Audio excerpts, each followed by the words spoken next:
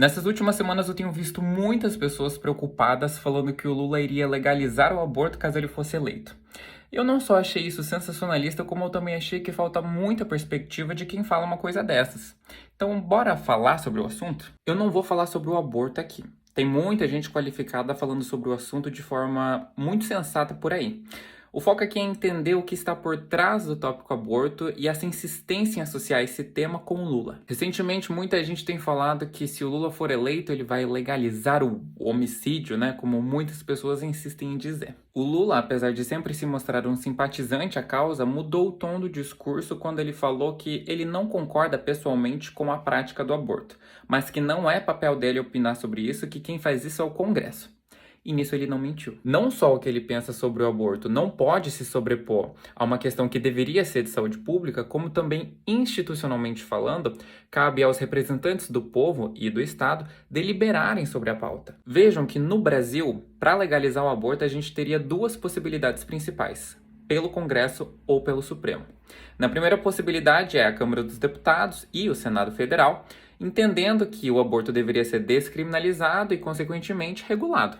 E nesse caso, mesmo que o Lula fosse o maior defensor da pauta, mesmo que o projeto saísse de suas mãos, considerando a atual formação do Congresso e a que vai vir em 2023, eu acho muito difícil de acreditar que os congressistas decidiriam pelo aborto seguro às mulheres. Por outro lado, o STF poderia declarar a inconstitucionalidade dos dispositivos do Código Penal que criminalizam o aborto. Ou também tem a possibilidade, que é o que está em curso no nosso cenário atual, da DPF 442, proposta pelo PSOL, em que se pede a descriminalização do aborto até a 12ª semana de gestação, assim como boa parte dos países com os melhores IDHs no mundo. Só que nesse aspecto a gente tem vários pontos controversos, como o principal deles, que seria o STF tendo um poder legiferante desse tamanho nas suas mãos. O que, tecnicamente falando, é uma coisa a ser pensada. Com um precedente desses, a mesma mão que te cumprimenta hoje pode ser a que te empurra amanhã. É só pensar na possibilidade da mudança de composição dos ministros. De qualquer forma, sob qualquer prisma, o Lula por si só não legaliza o aborto. O que nos traz a uma pergunta principal: por que trazer esse tópico quando ele nem sequer foi uma das pautas de governo durante a campanha? Muitos estudiosos têm falado do aspecto moralista que percorre ultimamente as instituições e o debate público de uma forma geral. Por quê? Porque é uma forma de você tirar a racionalidade do debate e fazer com que as pessoas sejam mais passionais. E no caso dos bolsonaristas, das pessoas mais conservadoras, você cria o repúdio. Assim é muito mais fácil você agregar as pessoas em torno de uma bandeira, nós versus eles. E muitos bolsonaristas vão se utilizar desse pânico moral para agregar as pessoas em torno de pautas que mexem com a sua emoção.